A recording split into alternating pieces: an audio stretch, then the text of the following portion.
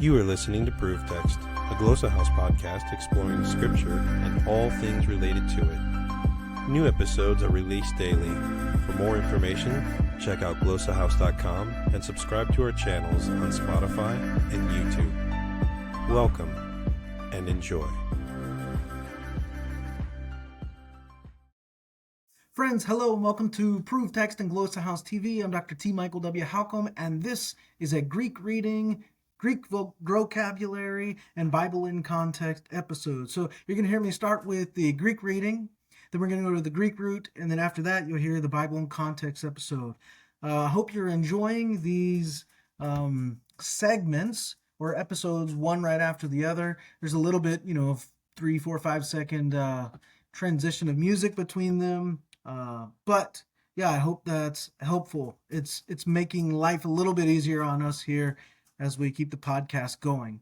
All right, so we are in Revelation 10 today. That's where we're going to turn. We're going to read the entire chapter, Revelation 10, 1 to 11. Revelation 10, 1 to 11. So if you're watching, you're going to see that on the screen. If you're just listening, that's fine too. If you want to get your Greek text, go ahead. But here we go. We got Revelation 10, 1 to 11. Και είδον άλλον άγγελον ισχυρόν, κατεβαίνοντα εκ του ουρανού, περιβεβλεμένον νεφέλεν, και ήρης επί τεν κεφαλήν αυτού, και το πρόσωπον αυτού ως ο ήλιος, και οι πόδες αυτού ως στήλου πυρός, και έχων εν τη χειρή αυτού βιβλιαρίδιον ενιωγμένον, και έθεκεν τον πόδα αυτού τον δεξιόν επί τες θαλάσσης, τον δε ευωνύμων επί τες γης, και έκραζεν φωνέ μεγάλη, ως περ λέον μιουκάτε, και ότε έκραξεν, ελάλησαν επτά βρόντετας εαυτόν φωνάς, και ότε ελάλησαν επτά βρόντε, έμελον γράφην, και έκοσα φωνήν εκ του ουρανού λέγουσαν, σφράγισον ελάλησαν επτά βρόντε, και με αυτά γράψεις. Και ο άγγελος ονείδων εστώτα επί τες θαλάσσης και επί τες γης, έρεν την χείρα αυτού την δεξίαν εις των ουρανών. Και όμωσεν το ζώντι εις τους αιώνας των αιώνων. Ως έκτισεν τον ουρανόν και τα εν αυτό και την γην και τα εν αυτέ και την θάλασσαν και τα εν αυτέ, ότι χρόνος ουκέτι έστε.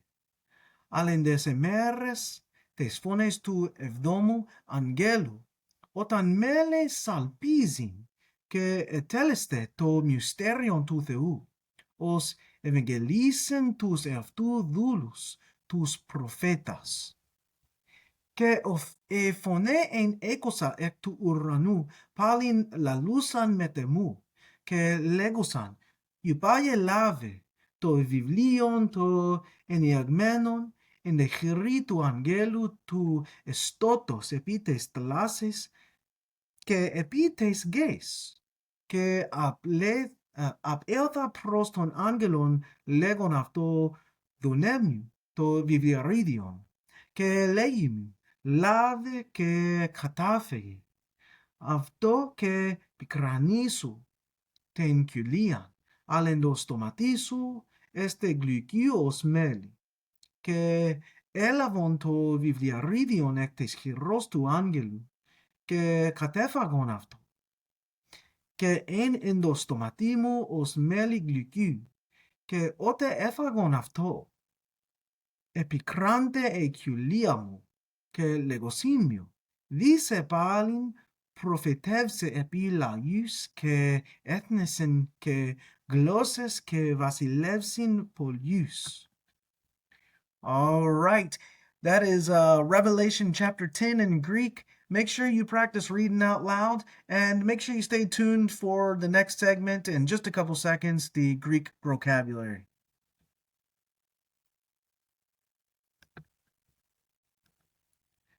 All right, friends, Michael Halcomb here, and now we're going to dive into our Greek Growcabulary episode. So the word of the day for today, or the Greek root rather, is sta. We've been for years now just one Greek root a week, right? Looking at these Greek roots to help us grow in our Greek vocabulary. So today we're thinking about the Greek root sta. And if you're watching, you'll be able to see on the screen, I'm going to do a short search here in Step Bible. If you're just listening, that's fine too. But I'm going to go ahead and pull this up. I got the Greek text open, the SBL Greek New Testament. I got my keyboard set to Greek. I'm going to type in the root sta, hit the search button, and see what comes up. So you can see several, actually a decent list here. So we have sta and stadios. So you got the delta there, and then stamnos with the mu. We're looking for like stasis. Sta has the idea in Greek of standing up. It's like the first three letters of a word, stand. So if you need a mnemonic device, there you go. Sta, stand, or stay put, right? Sta.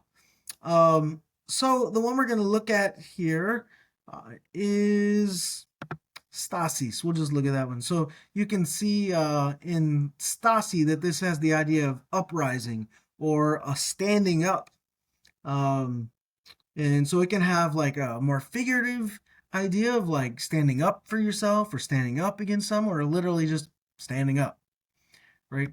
So sta, and this is where we get stasis, or you would hear this in English, stasis. There's a thing called stasis theory, and this is the idea when, in rhetoric, when two people are standing face to face, and they're not arguing past each other, but arguing or conversing with one another.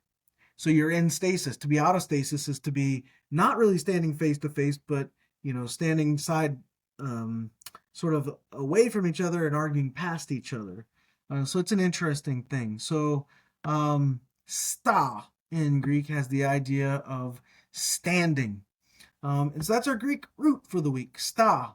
All right, stay tuned, and you're going to get to hear the Bible in context. But I'm Michael Halcomb, and I hope you enjoy that. And I'm going to stop there and say I hope that helps, but I hope you also listen to the Bible in context. Here we go.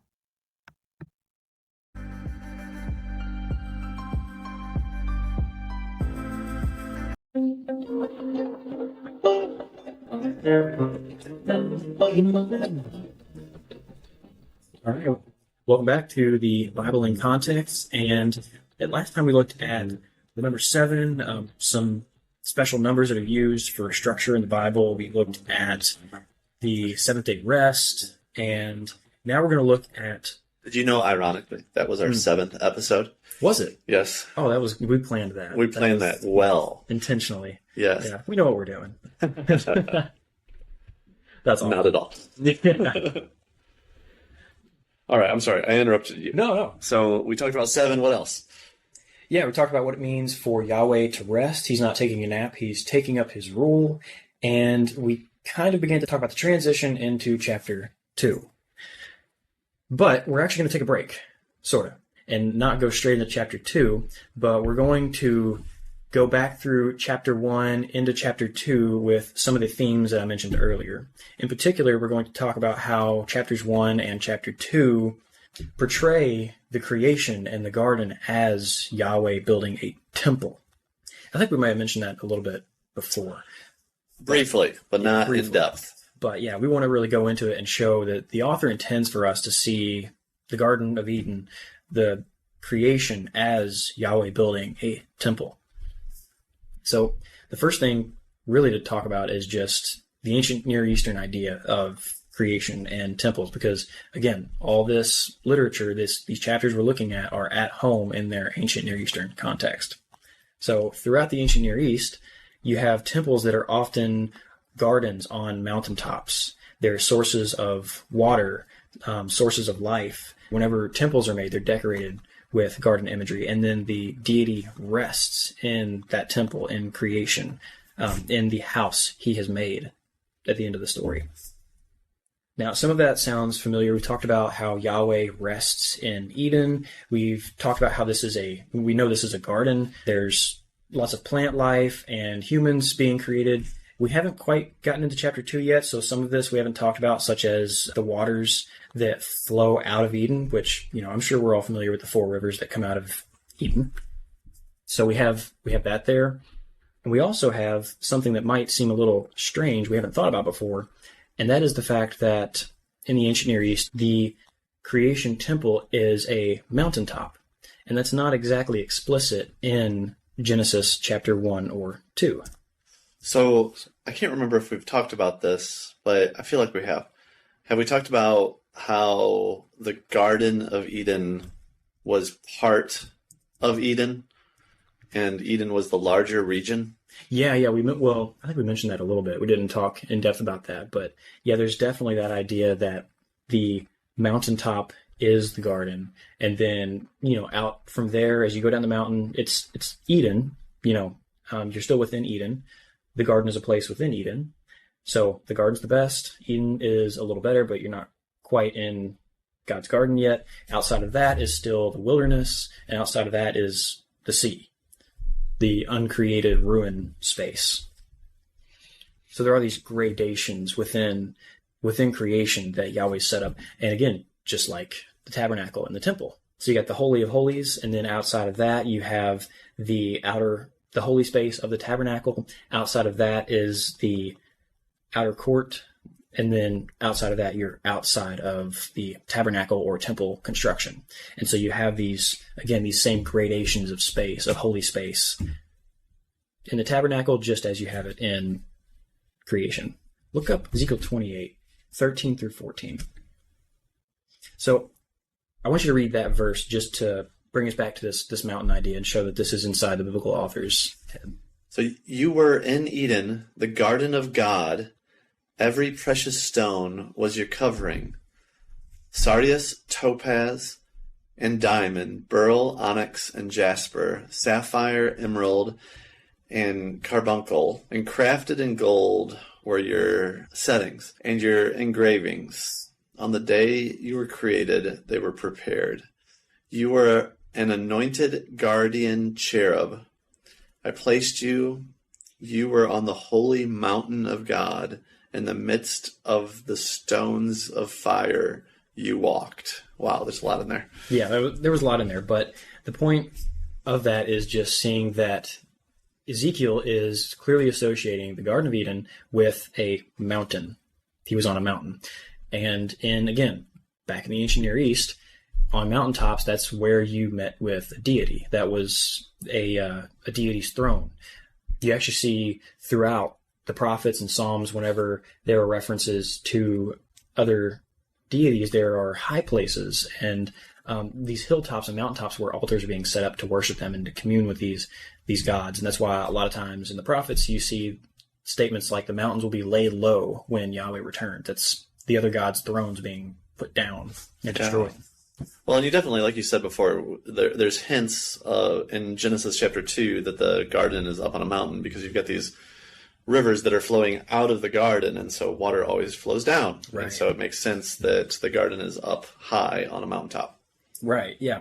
So I think that kind of puts us in the ancient Near East, at least, as far as seeing that there is some conceptual similarities between ancient Near Eastern temples and the Garden of Eden, with the, there's fertility and garden life, there's vegetation, there's sources of waters, there's these decorative stones that are all around, and it's where the deity is setting up and resting. So at least in the ancient Near East, we can see how Genesis 1 and 2 are at home with these concepts. It's in the same world. And in those ancient Near Eastern temples, often in the middle of them, they would have an image of the god, right? Oh, right. Right. Yeah. And so what did God do? He took humans and rested them, placed them in the garden as his image bearers. Yeah. Yeah, these temples that they were building, they're little tiny cosmoses, little tiny versions of the world where the image sits in the center or inside of it to represent the deity. And then just like God created us in his image, he sets us up in his temple, the cosmic temple. So again, that kind of puts us in the ancient Near Eastern context, but let's look at the actual biblical context and see, is the author trying to take this idea that the cosmos is a temple, and is he running with it, or is he saying that's not how it works? Let's abandon that idea. So the first thing to notice is the garden imagery that's applied to the tabernacle and the temple. Now, I'm not going to run through all these verses, but I'm going to just mention some places where you'll see this imagery show up, because otherwise we could be here again reading for a long time. And then I'm going to also mention Ezekiel and places where these ideas show up in Ezekiel as well, because he is portraying this new prophetic temple, and he's tracking on these same themes. So we'll see this Garden of Eden imagery show up in the tabernacle and temple, and then we'll also see it show up again in Ezekiel, because he's just tracking on the same thing. And we don't really have to go into Ezekiel here, but it's just kind of cool, and I want to bring it up. So the first thing is, you see in 1 Kings 6, the temple, when it's being built, is covered with garden imagery, with almond blossoms and trees engraved into the sides of the walls. The whole space is decorated to represent a garden and vegetation and plant life. So again, you're supposed to walk into the temple and see all these golden engravings of trees and blossoms and things like that, and it's supposed to take you back to the garden. Again, Ezekiel 41, you see the same thing. Was there something about the curtains too when you walked in that represented the sky, at least in the holy place? Oh, and that's more of the tabernacle, but yeah, what you're referring to that's Beal, the temple and the church's mission. In that book, he goes a lot into the Jewish tradition about the colors that are used to build the tabernacle, right? Where you kind of have that blue-purple. That's on the inside of it, the underlayer. That's what you would actually see if you walked in. Right. And then there's also the menorah, which is the lights. So again, that's kind of corresponding to the lights that Yahweh set up in day one, the stars, the sun, the moon, and then it's kind of this night sky imagery. Yeah. Well, and even the shape of the menorah. Wasn't the menorah decorated as a tree? Almond blossom. Almond blossom. Yeah. So again, it also has this kind of tree of life idea to it. I don't know if the ceiling of the tabernacle being the night sky is explicitly spelled out in the Bible, but I could see it totally being it's a what possibility. they intended to do. Yeah. Jewish tradition at least saw that. Gotcha. So, yeah, I know Beal, he goes a lot more into, he goes starting in the ancient Near East and then goes into Jewish tradition and then goes into some of the textual stuff as well. But some of it is very helpful observations, but tradition that he's seen. So there is that garden imagery in the menorah, as well as the engravings of the temple. And then you also have the decorative stones that show up. In Genesis 2:12, you've got gold and bdellium and onyx, all these decorative, costly stones. And then again, with the tabernacle and the temple, you have the priest who's wearing these stones. And then you've also got it in, for instance, like Revelation, where the entire foundation of God's city, which is the temple, is made out of these decorative stones, just like this. So again, that should bring our minds back to the garden. Now, I think where it gets really interesting is where you see cherubim placed at the tabernacle and the temple. So we'll see in Genesis 3 that after Adam and Eve fall, cherubim were placed outside the garden to guard the entrance to the way to the tree of life, which ultimately we're going to see is associated with where Yahweh dwells. So we have cherubim guarding the way to Yahweh, and then in Exodus 26:31, we see cherubim are woven into the curtains that lead into the most holy place. So they are representing these guardian cherubim that are guarding the way to Yahweh. Again, Ezekiel 41, this shows up again. Now these cherubim, and this entrance into Yahweh's dwelling, is facing east, just like the garden is facing east. Adam and Eve, when they're exiled in chapter 3, they're exiled out to the east. That's the way out. Exodus 26:31, 27:13 talks about this, talks about the tabernacle facing east and the cherubim guarding that way. Also in Ezekiel 46 and then 43:3, you see this same thing going on. So again, Ezekiel's tracking on these temple, Garden of Eden pieces of imagery. Now, the next thing is in 1 Kings 6, we see, it's 1 Kings 6:38, we see that it took 7 years for Solomon to build the temple. And how many days did it take for Yahweh to build creation? I mean, yes, 6 days, but it's using that That seventh day was important, though. Yes, yeah. And the seventh is the commemorative day. And when they did commemorate the temple in 1 Kings 8:65, it was a 7-day feast. Again, 7 days of essentially Sabbath of feasting and resting, enjoying what they just built, and getting ready to commemorate it for Yahweh to take up his rule in that temple. Now, you mentioned this already. He sets up priests in the, well, not you mentioned the image. There's images set up in the temple. Right. And typically in the ancient Near East, and Yahweh sets us up as images. There's also the priests that are set up in the temple system. So in Numbers 3:7-8, or in Numbers 8:25-26, or in Ezekiel 4:14, we see the command to work and to keep the tabernacle or the temple. The words there for work and keep are avad and shamar. And the reason I'm bringing up the actual Hebrew word is because it's translated differently in different places. In some places, it's translated to work and to keep. Other places, it's translated to serve and to guard. So knowing that is helpful because in Genesis, humanity is given the charge to work and to keep the garden. That's Genesis 2:15. In Numbers, whenever this commission is given to the priests, they're told to serve in the temple and to guard it. So same words there. And again, that is Yahweh commissioning Adam and Eve to do priestly work within the garden. And then this commission he gives later to the Levites and the priests should again bring us back to the commission that he gave to Adam and Eve. It's the same job, the same commission. So those are really a good collection of all the correspondences, maybe not all, but a good collection of the correspondences between the tabernacle and the temple and even future prophetic temples and the Garden of Eden. We're supposed to understand the tabernacle and the temple as a little picture, a pattern of the true cosmic temple that Yahweh intended to build at creation. And this cosmic temple is actually still, we're supposed to think of it as up in heaven, up in the skies with Yahweh. Because when you get to Exodus 25:40, you see that's where Moses gets the instructions for building the tabernacle. And he is told to make everything according to the pattern that he is shown on the mountain. And Hebrews 8:5 echoes that, saying that the tabernacle and temple, they were a shadow and a copy of the heavenly things.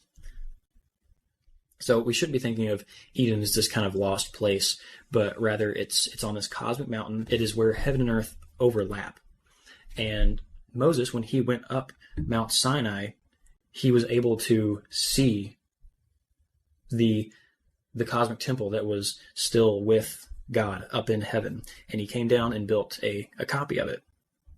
Now what's really cool is it's easy to look at the passage where Moses is told build according to the pattern he was shown and think, well, he was shown a vision, obviously. He was still just on a mountain. He didn't go to heaven. He just climbed a mountain. Right. So he was shown a vision. Here's a question for you. So I recognize that the tabernacle was like a pattern or a copy, like a microcosm of the heavenly temple. So when Eden was God's temple, it was in the heavens because it was on a mountain. There was no other temple above it, right? Or they were just kind of in the, like you said, overlapping each other. But there wasn't like a second, like you get to the tabernacle and you've got the tabernacle as a temple, but then you have that represents a cosmic temple, but you don't have that because everything's combined right at the beginning, and that's what you see in Revelation too, as everything gets combined again.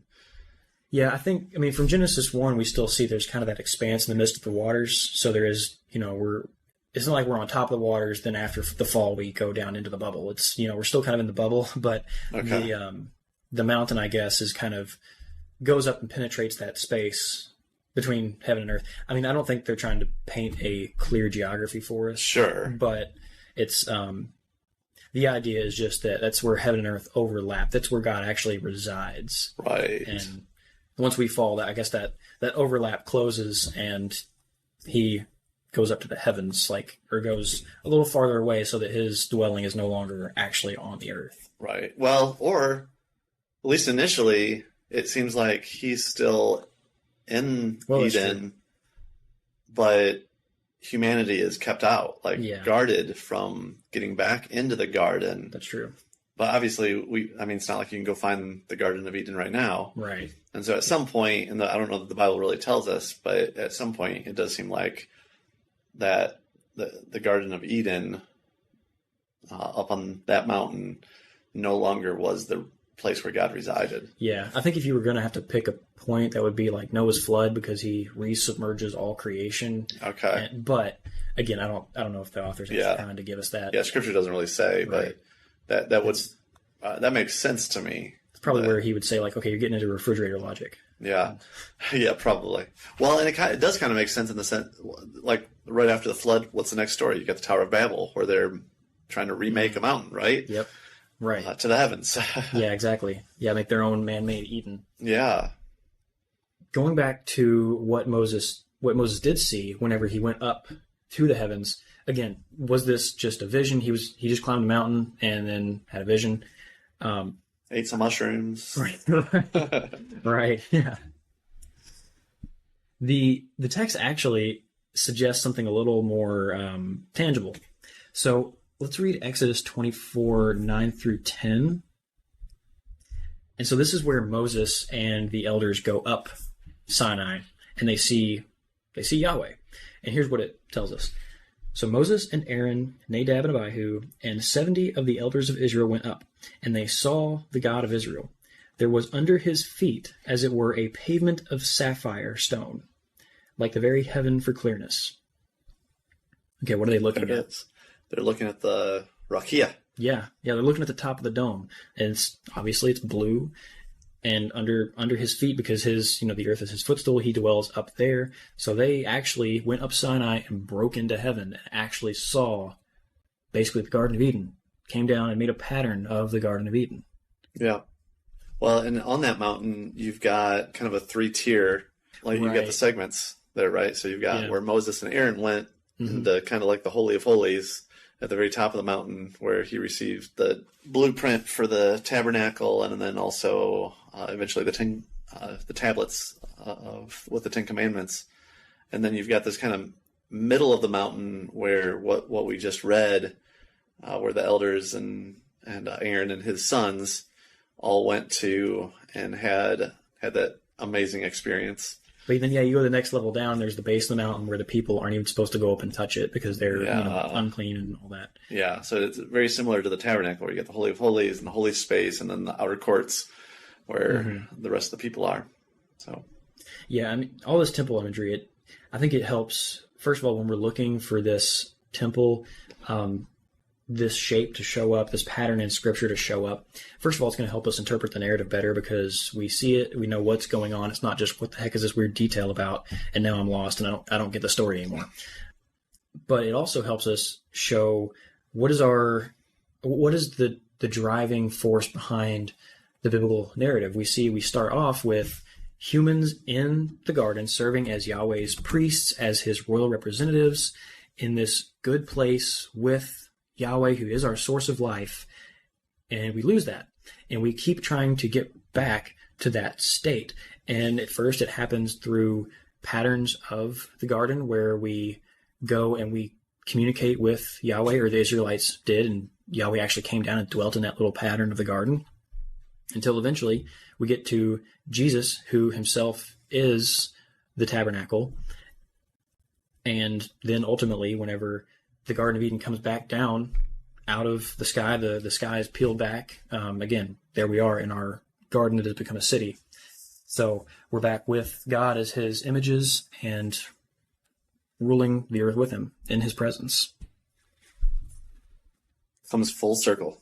Yeah.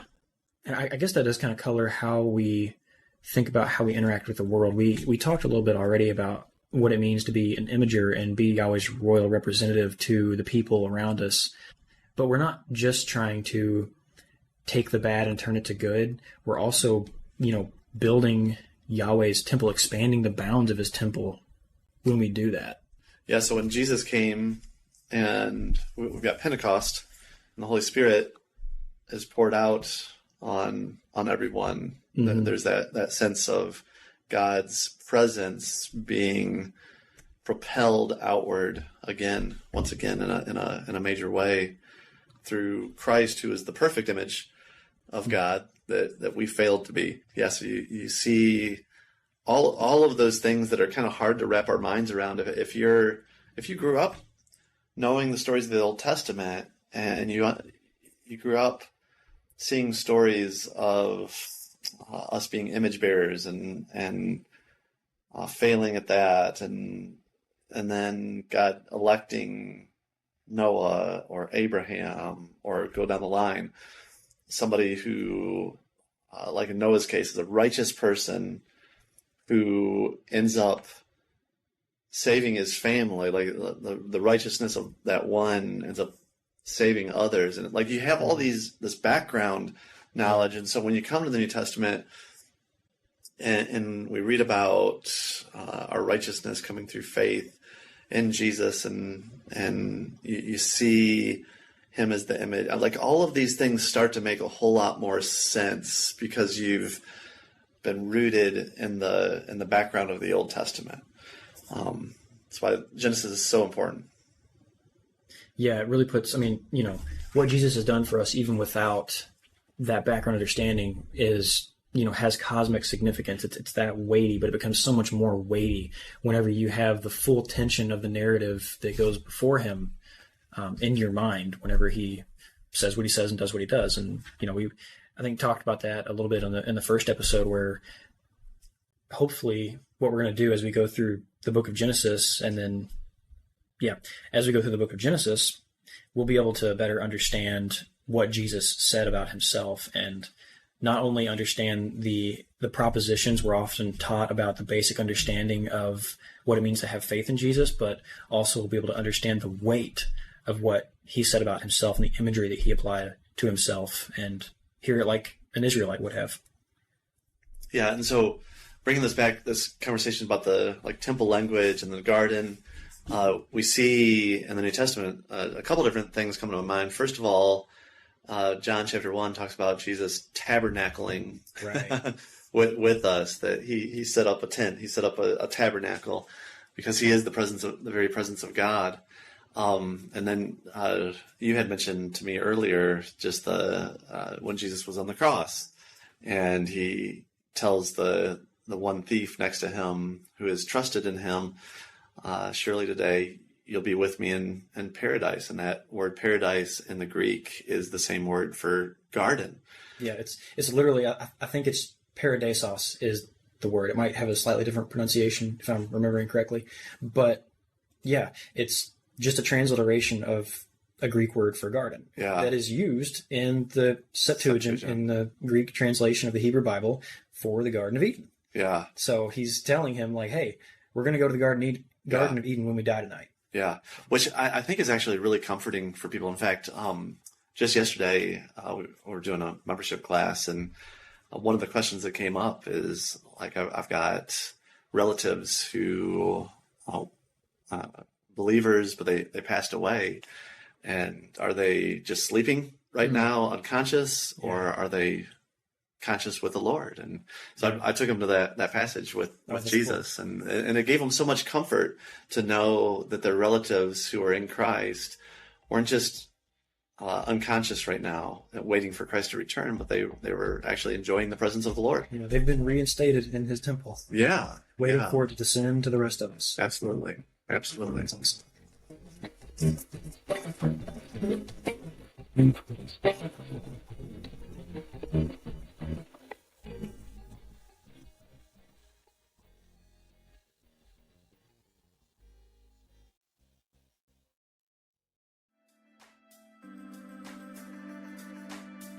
Interested in growing your ancient language skills but not sure where to start?